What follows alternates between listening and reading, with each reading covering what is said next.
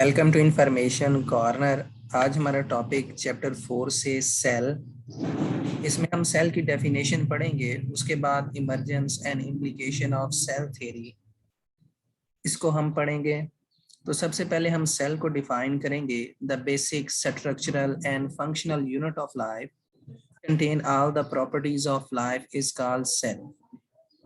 किसी भी जानदार की साख्त और फेल की बुनियादी इकाई को हम सेल कहते हैं, और इसमें एक जानदार की एक जिंदगी की मुकम्मल खसूसियात पाई जाएंगी। These are the building blocks of multicellular organisms।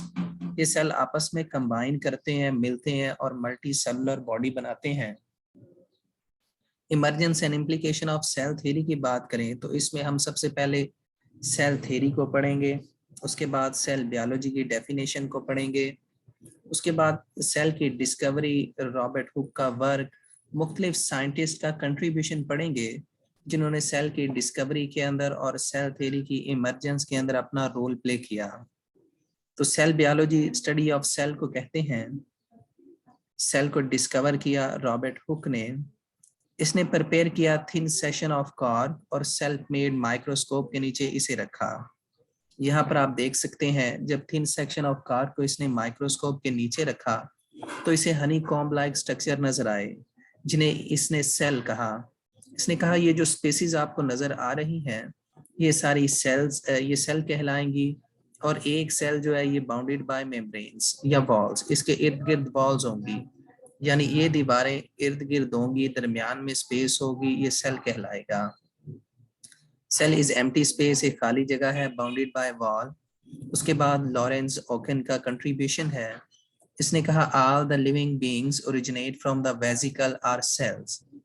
जितने भी जानदार इस दुनिया के अंदर पाए जाते हैं वो वेसिकल या सेल से मिलके बने हैं। नेक्स्ट कंट्रीब्यूशन है जीन बैप्टिस्ट डी लमार का। इसने कहा nobody can have life if its constituent parts and all parts composed of cell and cell components। तब तक कोई भी चीज जो है वो जिंदा नहीं हो सकती जब तक वो सेल या सेल के कंपोनेंट से मिलके नहीं बनी होती। रॉबर्ट ब्राउन, इसने न्यूक्लियस को डिस्कवर किया और इसने रॉबर्ट हुक के आइडिया को कि सेल एम्प्टी स्पेस है रिजेक्ट कर दिया।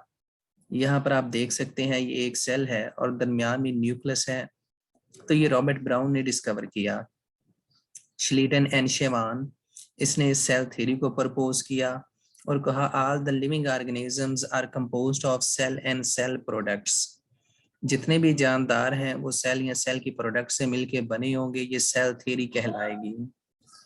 अगर हम सेल के कंपोनेंट्स की बात करें तो हमारे पास ये एक सेल है जो सबसे बाहर वाली मेम्ब्रेन होगी, इसे प्लाज्मा मेम्ब्रेन कहेंगे। उसके बाद ये वाला लिक्विड पोर्शन साइटोप्लाज्म कहलाएगा। सेंटर में डेंस पार्टिकल जो कि इसकी एक्टिविटीज को कंट्रोल करेगा सेल की, इसे हम न्यूक्लियस कहते हैं।